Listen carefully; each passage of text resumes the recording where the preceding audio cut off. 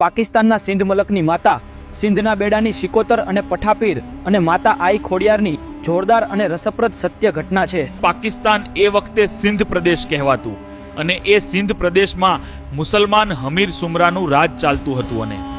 આ હમીર સુમરાએ એકવાર સોરઠના ધણી રા નવઘણની ધર્મની માનેલી બહેનને કેદ કરી અને ત્યારે રા નવઘણની બહેન જાસલે રડતી આંખે પોતાના ધર્મના માનેલા ભાઈ રા નવઘણને વાવડ મોકલ્યા કે મને આ હમીર સુમરાએ કેદ કરી છે। તો મારા ભાઈ મારી વારે આવો। અને ત્યારે કહેવાય છે